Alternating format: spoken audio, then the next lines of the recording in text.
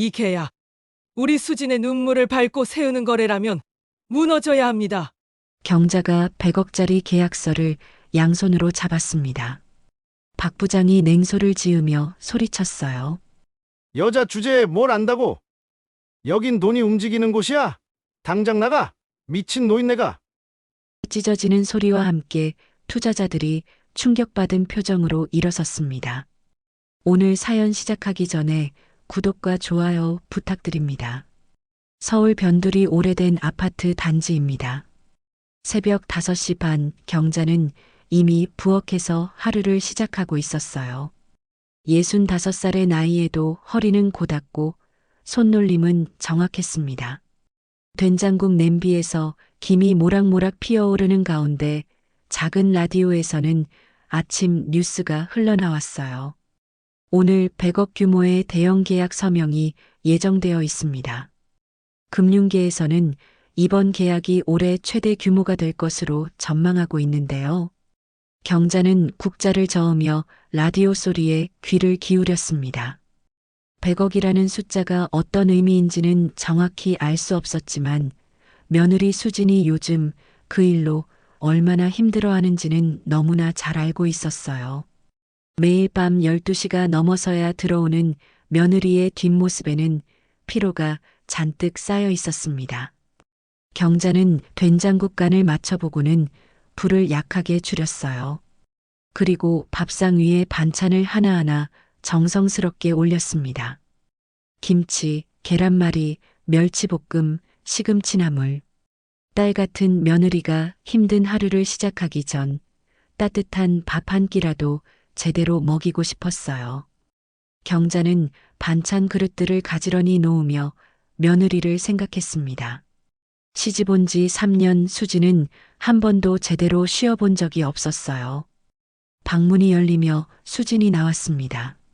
34살의 젊은 여자였지만 얼굴에는 젊음이 보이지 않았어요. 눈 밑 다크서클은 짙게 내려앉았고 손에는 두꺼운 계약 서류가 들려 있었습니다. 머리는 대충 묶었고 옷차림도 어제 입던 것을 그대로 입은 듯 구겨져 있었어요. 수진의 어깨는 축 처져 있었고 걸음걸이에도 힘이 없었습니다. 경자는 마음이 아팠습니다. 하지만 표정에는 드러내지 않았어요. 대신 따뜻한 목소리로 말을 건넸습니다. 수진아, 밥 먹고 가거라. 된장국 끓였다. 수진은 힘없이 고개를 끄덕이며 식탁에 앉았어요. 손은 떨렸고 숟가락을 들 힘조차 없어 보였습니다. 그래도 한 숟가락, 두 숟가락 밥을 입에 넣었어요. 경자는 수진의 얼굴을 가만히 들여다보았습니다. 머리카락은 푸석했고 입술은 바짝 말라 있었어요. 경자는 물컵을 가득 따라 수진 앞에 놓았습니다. 어머니, 오늘 정말 큰 계약이 있어요. 100억짜리 프로젝트인데 제가 실수하면 안 되거든요. 수진의 목소리에는 불안이 가득했습니다. 경자는 국그릇을 수진 앞에 놓으며 조용히 말했어요. 걱정 마라. 넌 잘할 거다. 하지만 수진의 표정은 밝아지지 않았습니다. 오히려 더 어두워졌어요. 수진은 숟가락을 내려놓고 한숨을 길게 내쉬었습니다. 그 한숨 소리에는 지난 몇 달간의 고통이 모두 담겨 있었어요. 오늘도 박 부장님이 틀렸다고 소리치겠죠. 맨날 그래요. 제가 뭘 해도 마음에 안 드나 봐요. 어제도 저한테 서류 다시 만들라고 하더니 막상 제출하니까 왜 이렇게 했냐고 화를 내셨어요. 경자의 손이 잠시 멈췄습니다. 박 부장. 그 이름은 경자도 이미 여러 번 들어서 알고 있었어요. 며느리를 괴롭히는 사람, 며느리의 자존감을 짓밟는 사람. 경자는 며느리의 손을 꼭 잡았습니다. 수진의 손은 차갑고 떨리고 있었어요. 참아라. 하지만 오래 참으면 사람이 부서진다.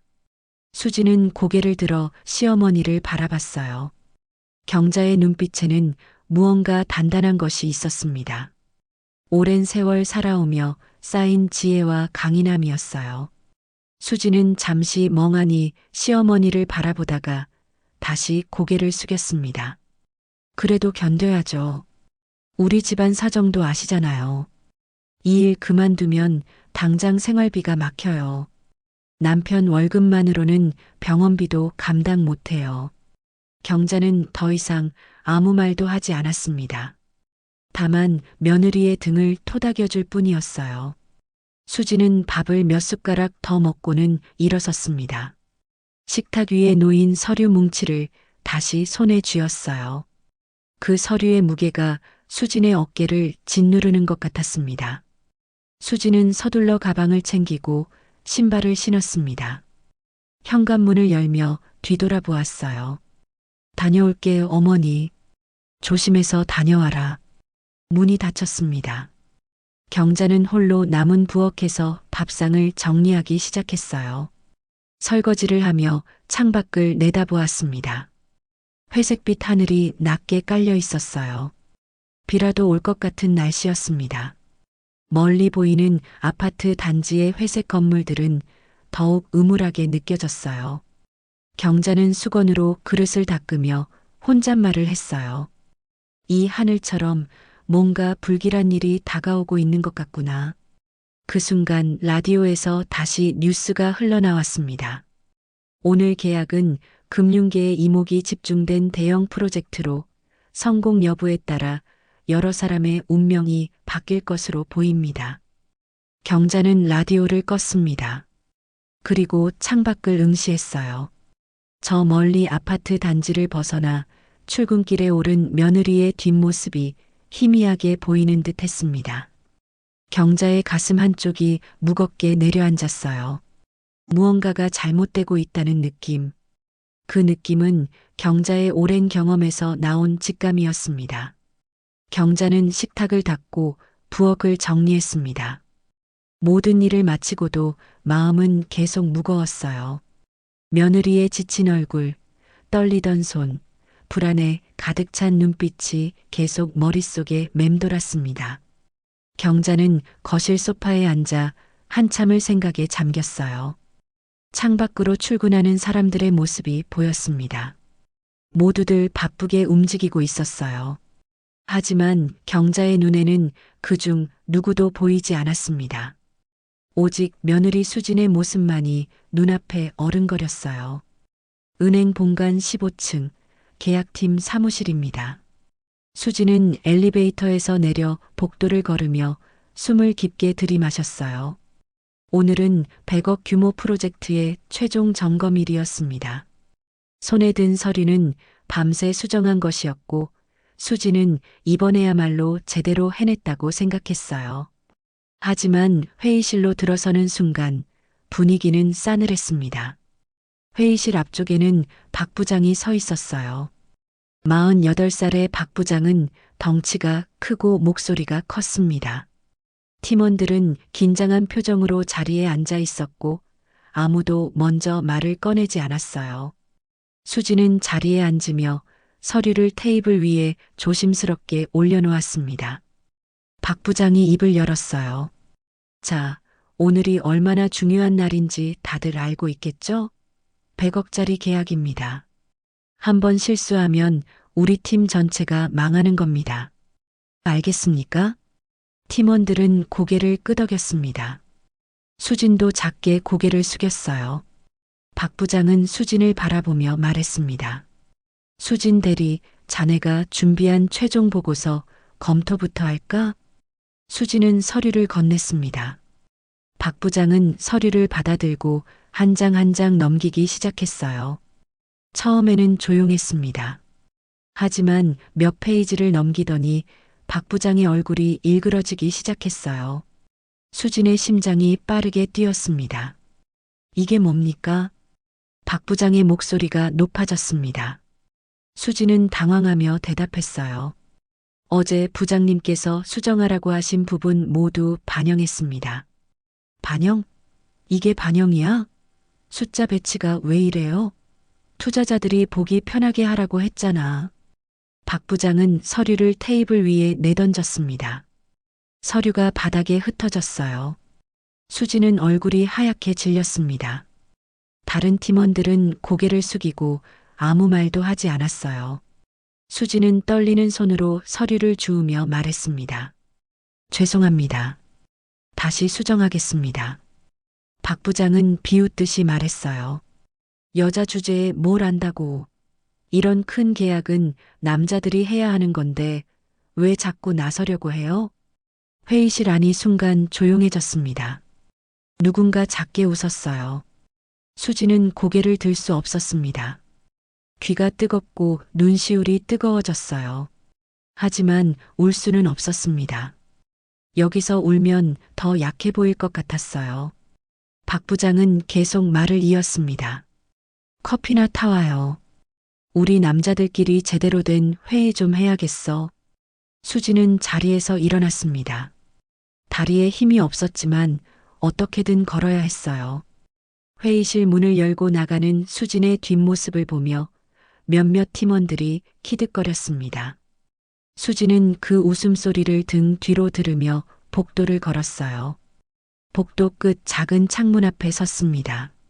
수지는 창밖을 바라보며 눈물을 참았어요. 손은 여전히 떨리고 있었고 가슴 한쪽이 무너지는 것 같았습니다. 수지는 스스로에게 말했어요. 참아야 해. 조금만 더 참으면 돼. 그때였습니다. 유리창 너머로 누군가의 모습이 보였어요. 수지는 고개를 돌렸습니다. 경자였습니다. 며느리가 걱정되어 은행까지 따라온 경자는 복도 반대편에서 회의실 안을 들여다보고 있었어요. 경자의 눈에는 방금 전 회의실에서 벌어진 모든 일이 보였습니다. 경자는 유리창 너머로 박 부장이 웃으며 다른 직원들과 이야기하는 모습을 보았어요. 그 웃음 속에는 며느리를 짓밟은 뒤의 만족감이 담겨 있었습니다. 경자의 두 손이 주먹으로 굳어졌어요. 경자의 가슴 속에서 무언가가 끓어오르기 시작했습니다. 수지는 경자를 발견하고는 황급히 다가갔어요. 어머니, 왜 여기까지 오셨어요? 경자는 며느리의 얼굴을 바라보았습니다. 눈가는 빨갛게 충혈되어 있었고 입술은 떨리고 있었어요. 경자는 며느리의 손을 꼭 잡았습니다. 수진아, 괜찮으냐? 수지는 고개를 끄덕였습니다. 하지만 눈물이 흘러내렸어요. 참았던 눈물이 시어머니 앞에서는 멈출 수 없었습니다. 괜찮아요. 저는 괜찮아요. 원래 이래요. 경자는 며느리를 가만히 안아주었습니다. 복도 한쪽에서 시어머니와 며느리는 한참을 그렇게 서 있었어요. 경자는 며느리의 등을 쓰다듬으며 속으로 생각했습니다. 저 사람이 박 부장이구나. 내 며느리를 저렇게 짓밟는 사람. 경자의 눈빛이 변했습니다. 처음에는 슬픔이었다가 분노로 바뀌었고 이내 단단한 결심으로 굳어졌어요. 경자는 다시 한번 회의실을 바라보았습니다. 유리창 너머로 박 부장이 보였어요. 경자는 낮게 중얼거렸습니다. 참는 것만이 답은 아니다. 수지는 눈물을 닦으며 말했어요. 어머니, 괜찮아요. 이 계약만 끝나면 좀 나아질 거예요. 조금만 더 참으면 돼요. 하지만 경자는 다르게 생각했습니다. 경자는 며느리의 어깨를 꼭 잡으며 말했어요. 수진아, 사람은 존중받으며 살아야 한다. 돈보다 중요한 게 사람의 마음이다. 수지는 시어머니의 말뜻을 정확히 이해하지 못했습니다. 다만 시어머니의 눈빛이 평소와 다르다는 것만은 느낄 수 있었어요. 경자의 눈빛 속에는 무언가 결연한 의지가 담겨 있었습니다. 경자는 며느리의 손을 놓으며 말했습니다. 들어가거라. 일 마저 해야지. 수지는 고개를 끄덕이고 회의실로 돌아갔습니다.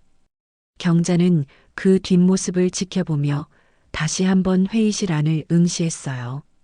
박 부장은 여전히 웃고 있었습니다. 경자는 천천히 고개를 끄덕이며 속으로 다짐했습니다. 내 며느리를 짓밟으며 얻는 돈이라면 그 계약은 무너져야 한다. 그날 저녁 수지는 밤 10시가 넘어서야 집에 돌아왔습니다. 현관문을 열자 거실불이 환하게 켜져 있었어요. 경자는 소파에 앉아 며느리를 기다리고 있었습니다. 수지는 힘없이 신발을 벗으며 말했어요. 어머니, 아직 안 주무셨어요? 경자는 수진의 얼굴을 살폈습니다. 낮보다 더 지쳐 보였어요. 눈은 충혈되었고 어깨는 더욱 축 처져 있었습니다. 경자는 따뜻한 차를 내왔어요. 이것 좀 마셔라. 따뜻한 게 몸에 좋다. 수지는 차를 받아들고 소파에 주저앉았습니다. 한 모금 마시자 목이 조금 풀리는 것 같았어요. 하지만 마음의 피로는 가시지 않았습니다. 수지는 차를 내려놓고 한숨을 길게 내쉬었어요. 오늘도 박 부장님한테 혼났어요. 계약서 숫자 배치가 잘못됐대요. 근데 그 배치는 박 부장님이 직접 지시하신 건데. 경자는 조용히 며느리의 말을 들었습니다. 수지는 계속 이야기했어요. 다시 고치라고 해서 밤새 작업했어요. 내일 아침까지 완성해야 한대요. 안 그러면 계약이 망한다고. 수진의 목소리는 점점 작아졌습니다. 경자는 며느리의 손을 꼭 잡았어요. 수진아, 그 사람은 너를 사람으로 보지 않는구나. 수진은 고개를 들었습니다. 시어머니의 눈빛이 진지했어요. 수지는 억지로 웃으며 말했습니다. 괜찮아요. 이 계약만 끝나면 조금 나아질 거예요. 하지만 경자는 고개를 저었습니다. 아니다. 나아지지 않는다. 사람을 짓밟는 사람은 계속 짓밟는다. 수지는 아무 말도 하지 못했습니다. 시어머니의 말이 맞다는 것을 알고 있었어요. 하지만 인정하고 싶지 않았습니다. 인정하는 순간 자신이 견뎌온 모든 시간이 무너질 것 같았어요. 그날 밤 수지는 다시 노트북 앞에 앉았습니다. 서류를 수정하기 시작했어요. 경자는 방에서 나와 거실불을 켜고 며느리 옆에 앉았습니다. 말없이 옆에 있어 주었어요. 수지는 시어머니의 존재가 조금이나마 위로가 되었습니다. 새벽 3시 수지는 겨우 작업을 끝냈습니다. 눈은 감겨오고 손은 저렸어요. 경자는 며느리를 방으로 데려가 재웠습니다. 수지는 침대에 눕자마자 골아떨어졌어요. 경자는 며느리의 얼굴을 한참 바라보았습니다. 잠든 얼굴에도 피로가 가득했어요. 다음 날 아침 수지는 다시 출근했습니다. 경자는 또다시 며느리를 배웅하며 마음이 무거웠어요. 수진이 은행에 도착했을 때 박 부장은 이미 회의실에 앉아 있었습니다. 수진은 밤새 수정한 서류를 건넸어요. 박 부장은 서류를 받아들고 대충 훑어보았습니다. 그리고는 책상 위에 던지듯 놓으며 말했어요. 이게 뭡니까? 내가 원한 건 이게 아니에요. 수지는 멍하니 박 부장을 바라보았습니다. 분명 어제 지시받은 대로 작업했는데 또 틀렸다는 거예요. 수지는 떨리는 목소리로 물었습니다. 어느 부분이 잘못됐습니까? 박 부장은 짜증스럽게 대답했습니다. 전체적으로 다 마음에 안 들어요. 다시 해요. 오늘 오후까지. 수진의 얼굴이 창백해졌습니다. 밤새 작업한 것이 한순간에 무용지물이 된 거예요. 다른 팀원들은 눈치만 보며 아무 말도 하지 않았습니다. 수지는 서류를 집어들고 자리로 돌아왔어요. 책상에 앉아 서류를 펼쳤지만 눈앞이 흐려졌습니다. 점심시간이 되었습니다. 수지는 식사도 거른 채 계속 작업했어요. 손가락은 자판을 두드렸지만 머릿속은 혼란스러웠습니다. 무엇을 어떻게 고쳐야 할지 알 수 없었어요. 박 부장의 지시는 매번 달랐고 기준도 명확하지 않았습니다. 오후 5시 박 부장이 수진의 자리로 왔습니다. 수진 대리, 아직도 못 끝냈어요? 수진은 고개를 들었습니다. 눈은 충혈되어 있었고 입술은 바짝 말라 있었어요. 거의 다 됐습니다. 박 부장은 비웃듯 말했어요. 거의는 안 된 거예요. 오늘 계약 리허설이 내일인데 이 계약 망치면 넌 끝장이야. 알겠어? 수진은 고개를 끄덕였습니다. 박 부장은 수진의 어깨를 툭 치며 지나갔어요. 그 작은 터치에도 수진의 몸은 움찔했습니다. 수진은 다시 화면을 응시했어요. 눈물이 맺혔지만 참았습니다. 그날 밤도 수진은 늦게 퇴근했습니다. 집에 돌아왔을 때는 자정이 넘어 있었어요. 경자는 또다시 며느리를 기다리고 있었습니다. 수진은 현관문을 열고 들어서자마자 주저앉았어요. 더 이상 버틸 힘이 없었습니다. 경자는 며느리를 일으켜 소파에 앉혔습니다. 수진은 시어머니의 품에 기대어 울기 시작했어요. 참았던 눈물이 터져 나왔습니다. 어머니, 저는 정말 열심히 했어요. 근데 자꾸 틀렸대요. 제가 뭘 잘못한 건지 모르겠어요. 경자는 며느리의 등을 쓰다듬으며 말했습니다. 내 잘못이 아니다. 그 사람이 잘못된 거다. 수지는 고개를 저었어요. 아니에요. 제가 부족한 거예요. 제가 더 잘해야 해요. 경자는 며느리의 어깨를 꼭 잡고 눈을 마주쳤습니다. 수진아, 사람은 누구나 실수할 수 있다. 하지만 그 실수를 이용해서 사람을 짓밟는 건 잘못된 거다. 그 사람은 너를 괴롭히려고 일부러 그러는 거야. 수진은 시어머니의 말을 들으며 조금씩 정신을 차렸습니다. 어쩌면 시어머니의 말이 맞을지도 몰랐어요. 하지만 그렇다 해도 수진은 어쩔 수 없었습니다. 일을 그만둘 수도 없고 맞서 싸울 용기도 없었어요. 경자는 며느리를 재우고 혼자 거실에 앉았습니다. 창밖을 바라보며 오랫동안 생각에 잠겼어요. 경자의 마음속에는 단단한 결심이 자리 잡고 있었습니다. 내 며느리를 짓밟으며 얻는 돈이라면 그 계약은 무너뜨려야 한다. 경자는 일어나 방으로 들어갔습니다. 오래된 옷장을 열고 깊숙한 곳에서 가죽 서류 가방을 꺼냈어요. 먼지가 수북이 쌓인 가방이었습니다. 경자는 가방을 닦으며 혼잣말을 했어요. 이제 내가 나설 때가 왔구나. 계약 리허설 당일 아침이었습니다. 수지는 평소보다 일찍 은행에 도착했어요. 손에는 완벽하게 준비한 최종 서류가 들려 있었습니다. 며칠 밤을 새워 작업한 결과물이었어요. 수지는 이번에야말로 박 부장이 흠잡을 데가 없을 거라 믿었습니다. 회의실에는 이미 투자자들이 도착해 있었습니다. 양복을 차려입은 중년 남성 3명이 자리에 앉아 서류를 검토하고 있었어요. 박 부장은 투자자들에게 환한 미소를 지으며 악수를 나눴습니다. 수지는 구석자리에 조용히 앉아 긴장한 표정으로 서류를 다시 한번 확인했어요. 리허설이 시작되었습니다. 박 부장이 먼저 프로젝트의 전체적인 개요를 설명했어요. 투자자들은 고개를 끄덕이며 듣고 있었습니다. 그리고 이제 세부 수치 발표 차례였어요. 박 부장은 수진을 향해 고개를 끄덕였습니다. 수진 대리, 세부 수치 발표 부탁합니다. 수진은 자리에서 일어나 앞으로 나갔습니다. 손에 든 서류를 펼치고 투자자들을 바라보았어요. 심장이 빠르게 뛰었지만 수진은 침착하게 말을 시작했습니다. 이번 프로젝트의 예상 수익률은 연 12%이며 초기 투자 비용은 60억 원입니다. 회수 기간은 약 3년으로 예상됩니다. 투자자 중 한 명이 손을 들었습니다.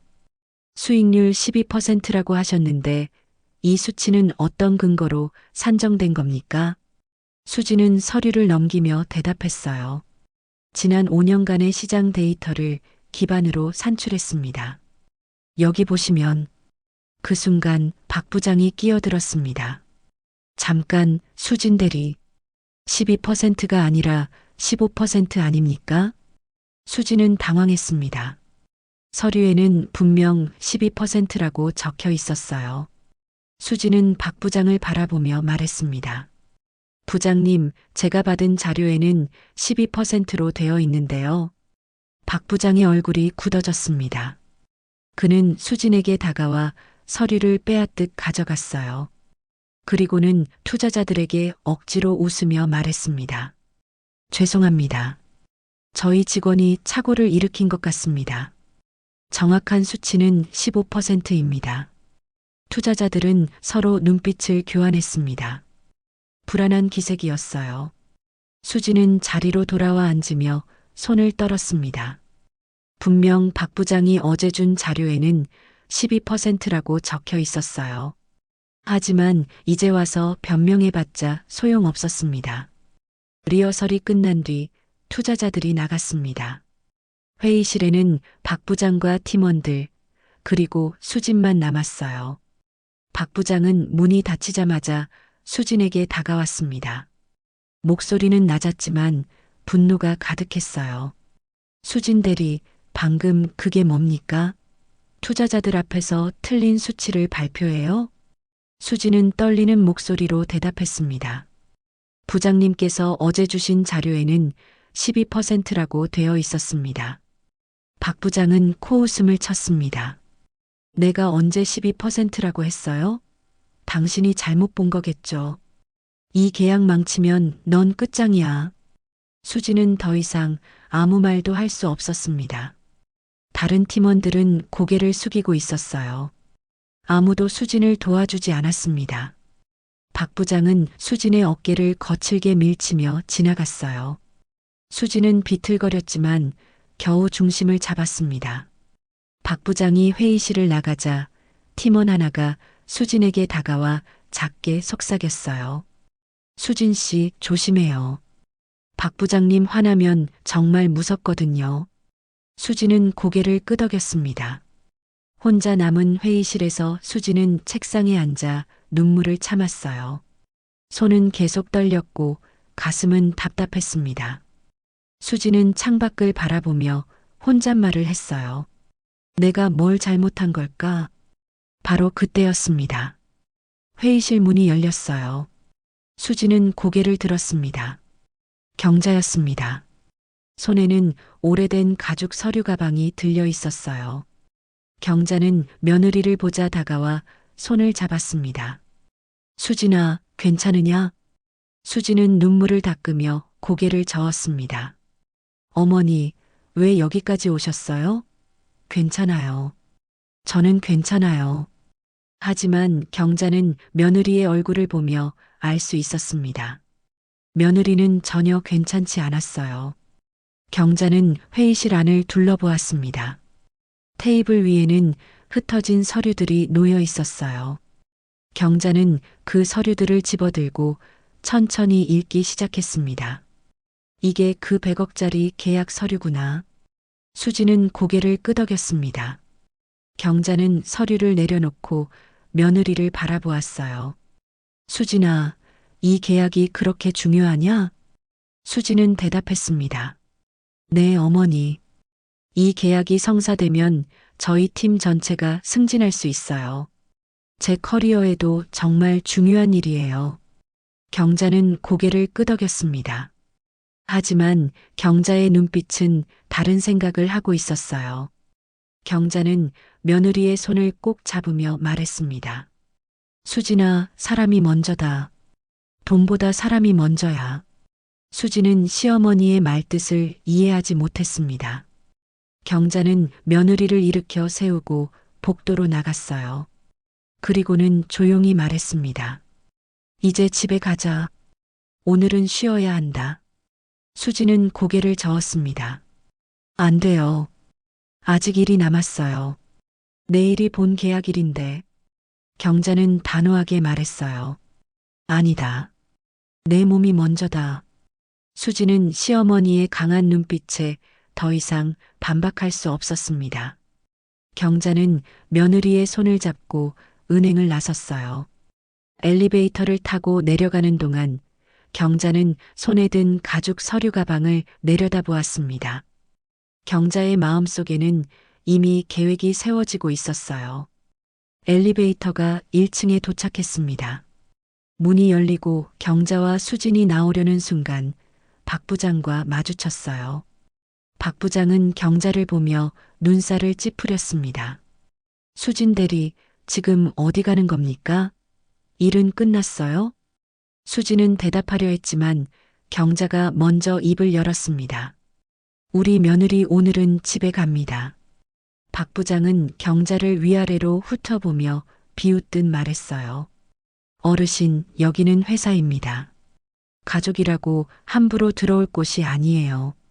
경자는 박 부장을 똑바로 바라보았습니다. 경자의 눈빛에는 흔들림이 없었어요. 그럼 여기는 사람을 짓밟아도 되는 곳입니까? 박 부장의 표정이 굳어졌습니다. 경자는 며느리의 손을 잡고 박 부장을 지나쳐 걸어갔어요. 박 부장은 그 뒷모습을 노려보며 중얼거렸습니다. 미친 노인네. 다음 날 본 계약 당일이었습니다. 수지는 어젯밤 시어머니의 강권으로 일찍 잠들었지만 불안한 꿈을 꾸었어요. 아침에 일어났을 때도 몸은 여전히 무겁고 마음은 불안했습니다. 경자는 며느리에게 따뜻한 아침 식사를 차려주었어요. 수진아, 오늘은 마음 편히 먹고 가거라. 수지는 고개를 끄덕이며 밥을 먹었습니다. 하지만 입맛이 없었어요. 오늘 계약이 잘못되면 모든 게 끝이라는 생각뿐이었습니다. 수지는 서둘러 준비를 마치고 출근하려 했어요. 그런데 경자가 수진을 불러 세웠습니다. 수진아, 나도 오늘 은행에 가겠다. 수진은 놀라 시어머니를 바라보았습니다. 어머니, 왜요? 오늘은 중요한 날이라 바쁠 거예요. 경자는 오래된 가죽 서류 가방을 들며 말했어요. 그래서 가는 거다. 내 옆에 있어주고 싶구나. 수지는 더 이상 말리지 못했습니다. 시어머니의 눈빛이 너무 단호했어요. 두 사람은 함께 은행으로 향했습니다. 은행 회의실에는 이미 투자자들이 도착해 있었습니다. 어제 리허설 때 봤던 3명의 투자자와 함께 변호사 2명도 동석했어요. 테이블 위에는 두꺼운 계약서가 놓여 있었습니다. 100억 규모의 계약서였어요. 박 부장은 투자자들과 악수를 나누며 환하게 웃고 있었습니다. 수지는 구석자리에 앉아 긴장한 표정으로 서류를 정리했어요. 경자는 회의실 뒤편 빈 의자에 조용히 앉았습니다. 손에는 여전히 가죽 서류 가방이 들려 있었어요. 경자는 회의실 안을 천천히 둘러보았습니다. 투자자들의 표정, 박 부장의 태도, 며느리의 긴장한 모습까지 모든 것을 관찰했어요. 계약 서명식이 시작되었습니다. 박 부장이 먼저 인사말을 했어요. 오늘 이렇게 뜻깊은 자리를 마련하게 되어 영광입니다. 이번 프로젝트는 저희 은행과 귀사 모두에게 큰 이익이 될 것입니다. 투자자들은 고개를 끄덕였습니다. 박 부장은 계속해서 프로젝트의 장점을 설명했어요. 수지는 옆에서 필요한 자료를 건네주며 보조했습니다. 모든 것이 순조롭게 진행되는 것처럼 보였어요. 그때 박 부장이 수진을 향해 말했습니다. 수진 대리, 계약서 최종본 투자자분들께 배포해 주세요. 수진은 자리에서 일어나 계약서를 한 부씩 나눠주었습니다. 투자자들은 계약서를 받아들고 꼼꼼히 읽기 시작했어요. 경자는 뒤에서 그 모습을 지켜보았습니다. 테이블 위에 놓인 계약서가 경자의 눈에 들어왔어요. 투자자 중 한 명이 펜을 꺼내 들었습니다. 서명하려는 순간이었어요. 바로 그때 경자가 자리에서 일어났습니다. 경자는 천천히 테이블로 걸어갔어요. 모든 사람의 시선이 경자에게 쏠렸습니다. 박 부장이 인상을 찌푸리며 말했어요. 어르신, 지금 무슨 짓입니까? 여기는 중요한 계약 자리입니다. 경자는 박 부장의 말을 무시했습니다. 경자는 테이블 위에 놓인 계약서를 집어들었어요. 그리고 천천히 계약서를 읽기 시작했습니다. 투자자들은 당황한 표정으로 서로를 바라보았어요. 수지는 얼굴이 하얗게 질렸습니다. 어머니, 지금 뭐 하시는 거예요? 경자는 며느리를 보며 조용히 말했습니다. 수진아, 이 계약을 보니 알겠구나. 이건 우리 수진의 눈물을 밟고 세우는 거래다. 회의실이 순간 조용해졌습니다. 경자는 계약서를 들고 박 부장을 똑바로 바라보았어요. 이 계약, 우리 수진의 눈물을 밟고 세우는 거래라면 무너져야 합니다. 박 부장은 비웃으며 대답했어요. 무슨 헛소리를 하는 겁니까? 여긴 감정이 아니라 돈이 움직이는 곳입니다. 당장 나가시죠. 경자는 고개를 끄덕였습니다. 그렇군요. 여기는 돈이 사람보다 중요한 곳이군요. 그 순간 경자의 손이 움직였습니다. 경자는 계약서를 양손으로 잡고 힘껏 찢기 시작했어요. 찢어지는 소리가 회의실 안에 울려 퍼졌습니다. 투자자들은 충격받은 표정으로 자리에서 일어났어요. 박 부장은 얼굴이 새빨개지며 소리쳤습니다. 지금 뭐 하는 겁니까? 미쳤어요? 경자는 찢어진 계약서를 테이블 위에 내려놓았습니다. 그리고 조용히 말했어요. 이 계약은 내 며느리를 짓밟으며 만들어진 겁니다. 그런 계약이라면 없는 게 낫습니다. 투자자 중 한 명이 입을 열었습니다. 도대체 무슨 일입니까? 이게 어떻게 된 일이죠? 박 부장은 당황하며 대답했어요. 아닙니다. 이 어르신은 저희 직원 가족인데 정신이 좀. 경자가 박 부장의 말을 끊었습니다. 저는 정신이 멀쩡합니다. 다만 사람을 짓밟고 얻는 돈이 옳지 않다는 걸 말하는 겁니다. 경자는 가방에서 종이 몇 장을 꺼냈습니다. 그리고 투자자들에게 건넸어요. 이걸 보십시오. 우리 며느리가 밤새 작업한 원본 자료입니다. 박 부장이라는 사람은 이 자료를 일부러 틀리게 고쳐서 며느리를 공경에 빠뜨렸습니다. 투자자들은 종이를 받아들고 읽기 시작했어요. 거기에는 수진이 작성한 원본 수치와 박 부장이 수정한 수치가 모두 적혀 있었습니다. 투자자 중 한 명이 박 부장을 향해 물었습니다. 이게 사실입니까? 당신이 직원을 이렇게 괴롭혔단 말입니까? 박 부장은 말문이 막혔습니다. 얼굴은 창백해졌고 손은 떨렸어요. 수지는 그 광경을 멍하니 바라보았습니다. 시어머니가 자신을 위해 이런 일을 벌이고 있다는 게 믿기지 않았어요. 투자자들은 서로 눈빛을 교환하더니 자리에서 일어났습니다. 한 명이 말했어요. 이런 비인격적인 환경에서 만들어진 계약은 신뢰할 수 없습니다. 우리는 이 계약을 재검토해야겠습니다. 박 부장은 황급히 말했습니다. 잠깐만요. 오해입니다. 다시 설명드리겠습니다. 하지만 투자자들은 이미 회의실을 나가고 있었습니다.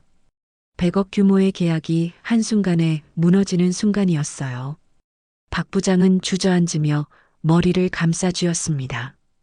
회의실에는 경자와 수진 그리고 박 부장만 남았어요. 경자는 며느리의 손을 잡았습니다. 수진아, 이제 집에 가자. 수진은 눈물을 흘리며 시어머니를 바라보았습니다. 그 눈물 속에는 감사와 혼란, 그리고 안도가 뒤섞여 있었어요. 경자와 수진은 은행 건물을 나왔습니다. 복도를 걸어 엘리베이터로 향하는 동안 수진은 한마디도 하지 못했어요. 머릿속이 복잡했습니다. 방금 벌어진 일이 현실인지 꿈인지 분간이 안 됐어요. 100억짜리 계약이 무너졌고 시어머니가 계약서를 찢었고 투자자들은 모두 떠났습니다. 엘리베이터 문이 닫히자 수지는 그제야 입을 열었어요. 어머니, 어떻게 그런 일을 하신 거예요? 그 계약이 얼마나 중요한지 아시잖아요. 경자는 며느리를 바라보며 조용히 대답했습니다. 알고 있다. 하지만 내가 더 중요하다. 수지는 고개를 저었습니다. 눈물이 다시 흘러내렸어요. 저는 이제 끝났어요. 회사에서 저를 용서하지 않을 거예요. 박 부장님은 저를 절대 가만두지 않을 거고요. 경자는 며느리의 손을 꼭 잡았습니다. 수진아, 내가 끝난 게 아니라 그 사람이 끝난 거다.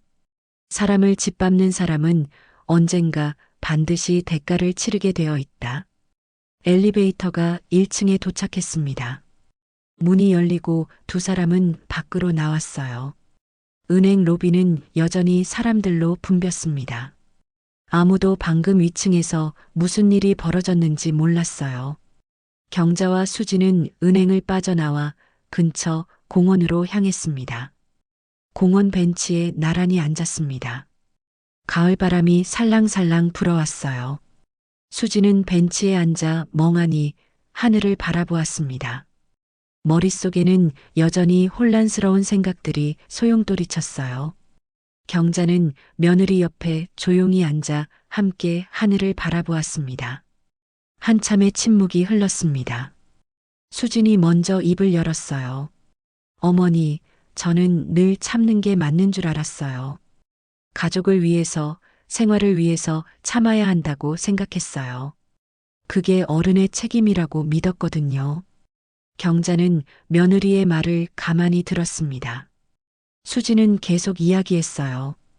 근데 오늘 어머니가 하신 행동을 보면서 참는 것만이 답은 아니구나 하는 생각이 들었어요. 나 자신을 지키는 것도 중요하다는 걸 깨달았어요. 경자는 며느리의 어깨를 토닥이며 말했습니다. 그래, 수진아. 참는 게 미덕인 때도 있다. 하지만 참는다는 건 견디는 게 아니라 때를 기다리는 거다. 내가 무너질 때까지 참는 건 미덕이 아니라 자해야. 수지는 시어머니의 말에 고개를 끄덕였습니다. 눈물이 또다시 흘러내렸어요. 하지만 이번에는 슬픔의 눈물이 아니었습니다. 무언가를 깨달은 눈물이었어요. 어머니, 제가 너무 바보였던 것 같아요. 박 부장님이 저를 괴롭히는 걸 알면서도 제 잘못이라고만 생각했어요. 제가 더 잘하면 인정받을 거라고 믿었거든요. 경자는 며느리의 손을 꼭 잡았습니다. 수진아, 그건 내 잘못이 아니다. 사람을 짓밟는 사람은 상대가 아무리 잘해도 계속 짓밟는다. 그게 그 사람의 본성이니까. 수지는 시어머니의 말을 곱씹었습니다. 맞는 말이었어요. 박 부장은 수진이 아무리 노력해도 계속 흠을 잡았습니다. 처음에는 실수 때문이라고 생각했지만 이제는 알겠어요. 박 부장은 처음부터 수진을 괴롭히려는 의도가 있었던 겁니다. 수진은 깊게 숨을 들이마셨습니다. 그리고 천천히 내쉬었어요. 마음이 조금씩 가라앉았습니다. 수진은 시어머니를 바라보며 말했어요. 어머니, 어떻게 그런 용기를 내셨어요? 100억짜리 계약서를 찢다니 저였으면 절대 못했을 거예요.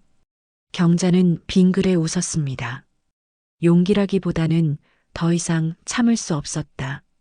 내 며느리가 그렇게 무너지는 걸 보고만 있을 수 없었어. 수지는 시어머니의 손을 꼭 잡았습니다. 따뜻했어요.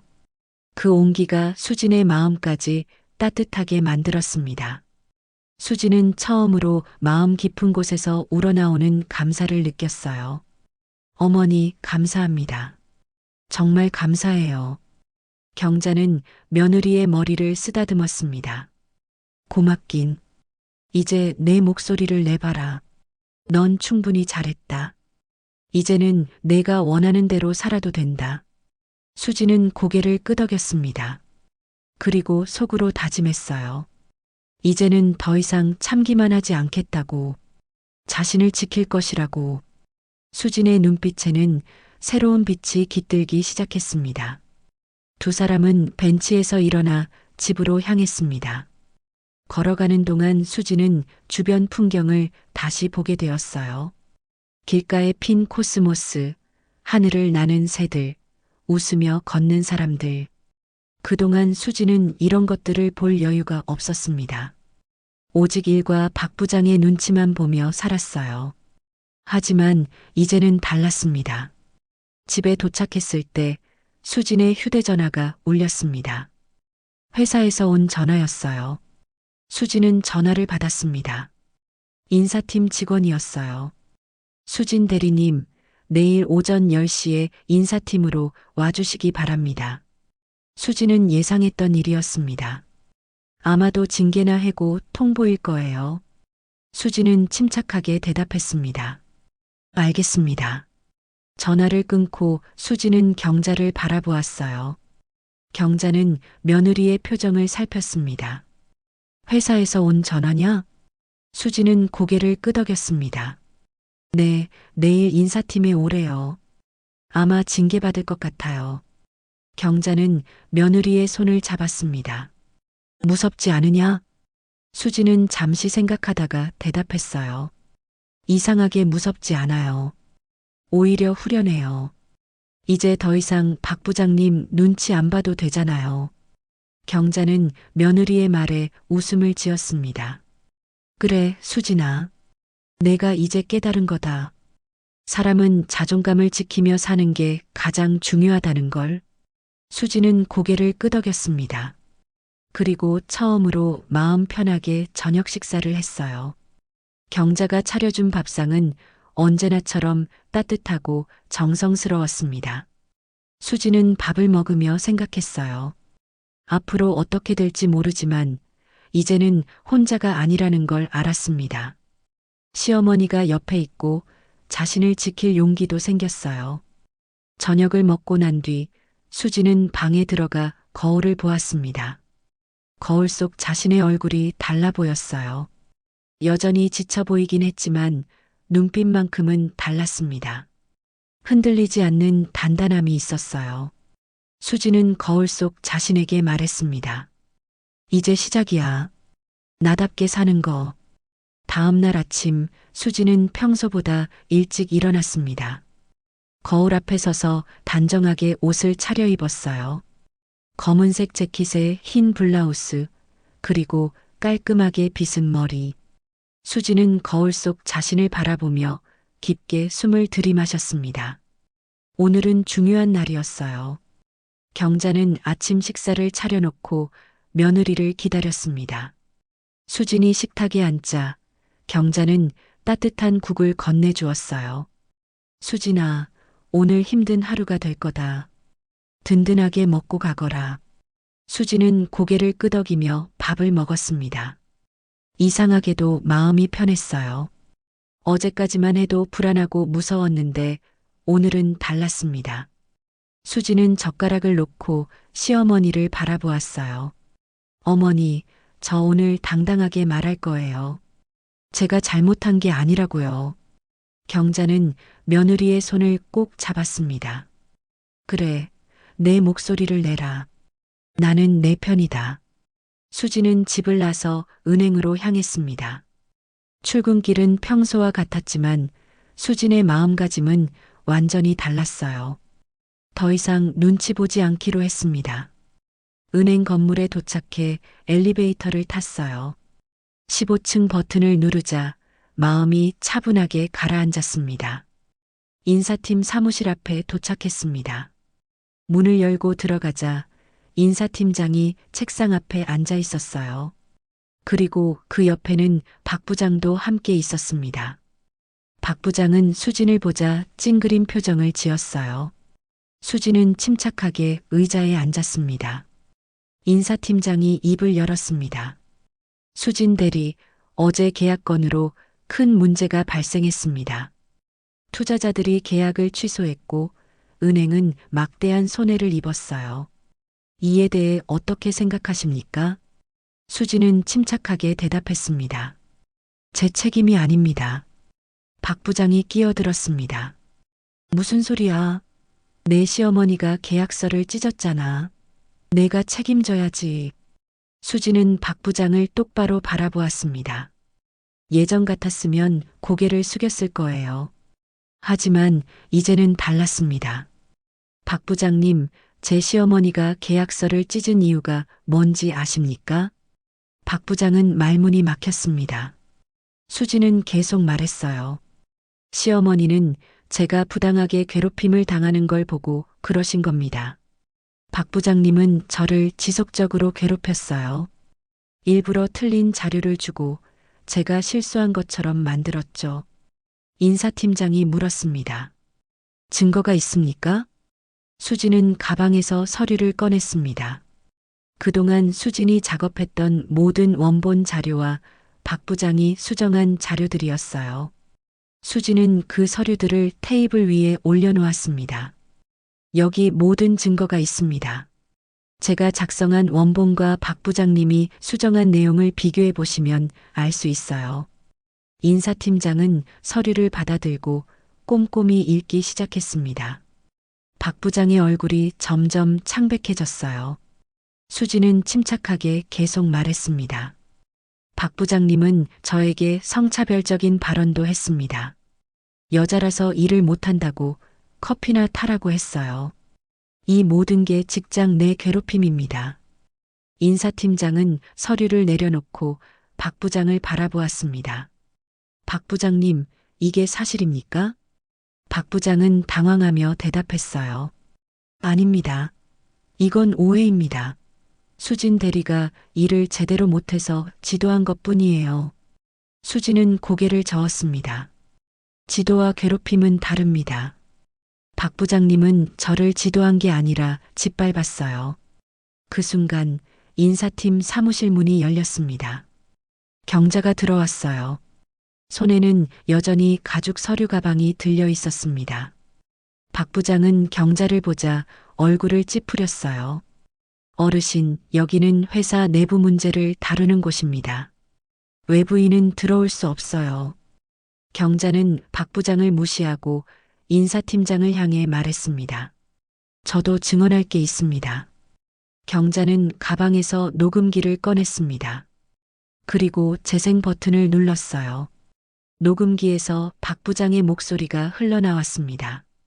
여자 주제에 뭘 안다고. 커피나 타와.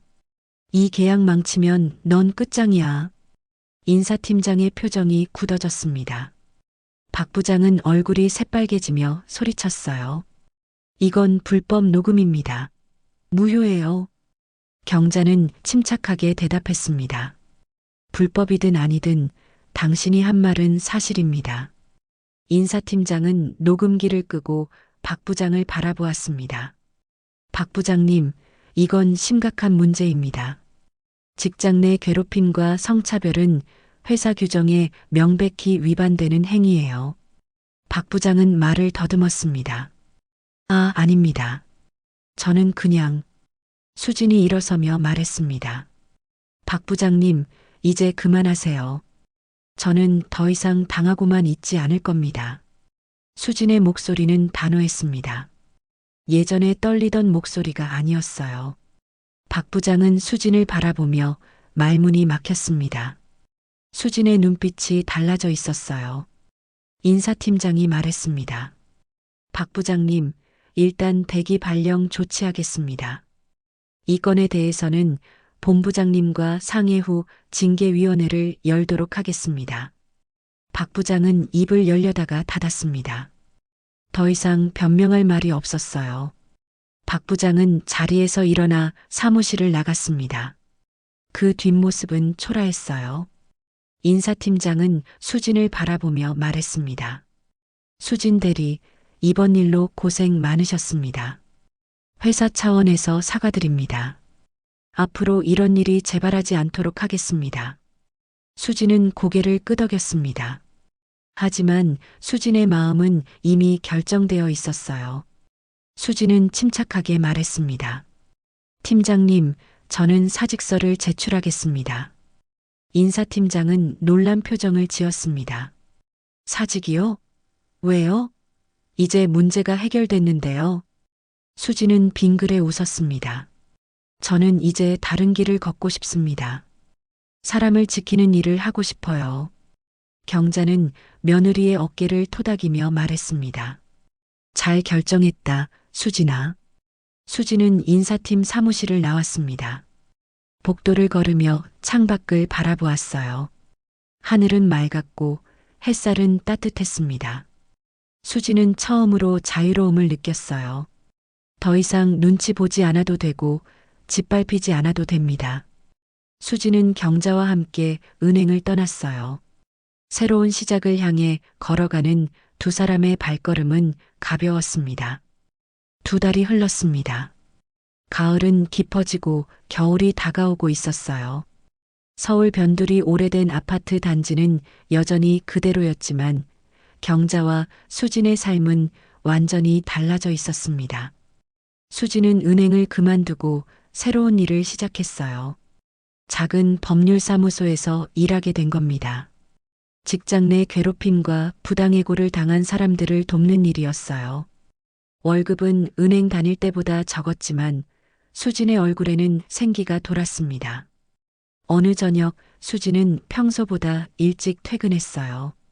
손에는 서류 가방과 함께 꽃다발이 들려 있었습니다. 현관문을 열고 들어서자 부엌에서 저녁 준비를 하던 경자가 반갑게 맞아주었어요.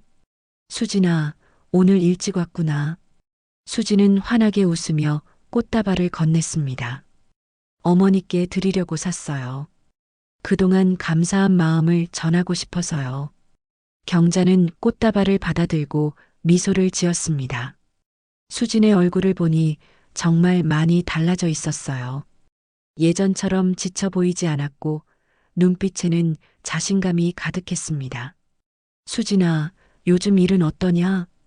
수진은 식탁에 앉으며 대답했어요. 정말 보람차요. 오늘도 직장에서 부당하게 해고당한 분을 도와드렸어요. 그분이 제 손을 꼭 잡으며 고맙다고 하시더라고요. 수진의 목소리에는 기쁨이 묻어났습니다. 경자는 며느리의 손을 꼭 잡았어요. 그래, 내가 이제 진짜 내 길을 찾은 거다. 저녁 식사를 하며 두 사람은 이런저런 이야기를 나누었습니다. 수진은 오늘 있었던 일들을 경자에게 들려주었어요. 힘든 일도 있었지만 수진은 그 모든 걸 즐기고 있었습니다. 어머니, 제가 법률사무소에서 일하면서 느낀 게 있어요. 세상에는 저처럼 참기만 하다가 무너지는 사람들이 정말 많더라고요. 그분들을 도우면서 제가 얼마나 운이 좋았는지 깨달았어요. 경자는 고개를 끄덕였습니다. 내가 운이 좋은 게 아니라 용기를 낸 거다.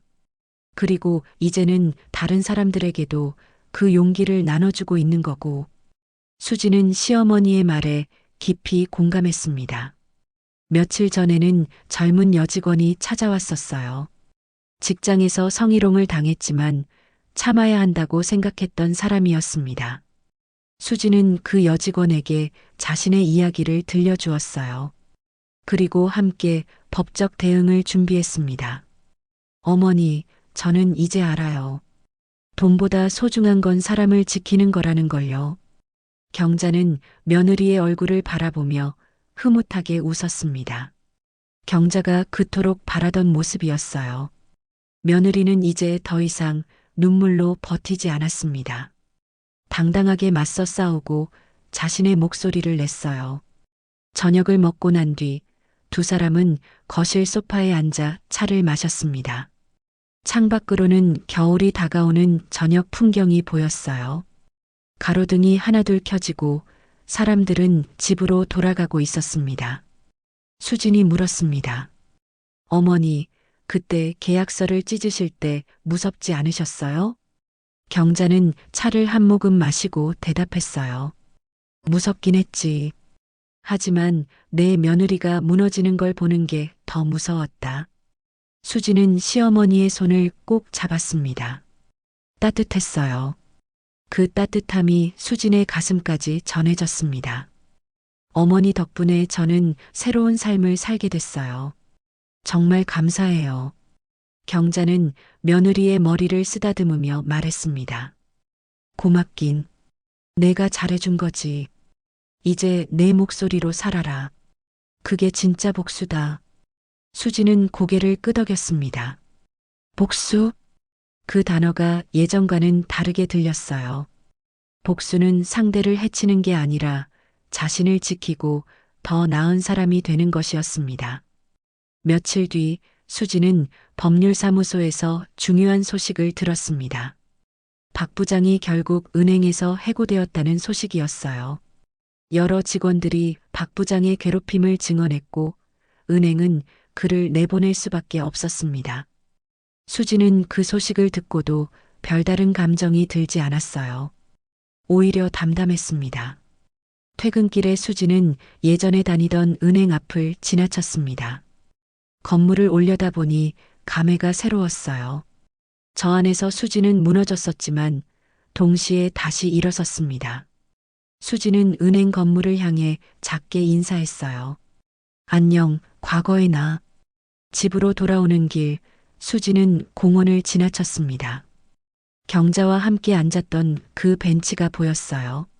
수지는 벤치에 잠시 앉아 하늘을 바라보았습니다. 별이 반짝이고 있었어요. 수지는 혼잣말을 했습니다. 나는 더 이상 눈물로 버티지 않는다. 나답게 살아간다. 집에 도착했을 때 경자는 저녁을 준비하고 있었습니다. 수지는 시어머니를 도우며 함께 밥상을 차렸어요. 두 사람은 마주 앉아 저녁을 먹었습니다. 대화는 많지 않았지만 편안했어요. 서로를 이해하고 존중하는 마음이 있었습니다. 밥을 먹으며 경자가 말했습니다. 수진아, 내일 날씨가 좋다던데 같이 시장 갈까? 수지는 환하게 웃으며 대답했어요. 좋아요, 어머니. 저 요즘 여유가 생겨서 주말마다 시간 있어요. 경자는 며느리의 웃는 얼굴을 보며 흐뭇해했습니다. 이게 바로 경자가 원했던 거예요. 며느리가 행복하게 웃는 모습, 며느리가 자신의 삶을 당당하게 사는 모습. 저녁을 마치고 설거지를 하며 수지는 창밖을 바라보았습니다. 어둠 속에서도 별들은 반짝이고 있었어요. 수지는 속으로 다짐했습니다. 앞으로도 이렇게 살아가겠다고, 누구에게도 짓밟히지 않고 자신의 목소리를 내며 살아가겠다고. 경자는 거실에서 라디오를 켰습니다.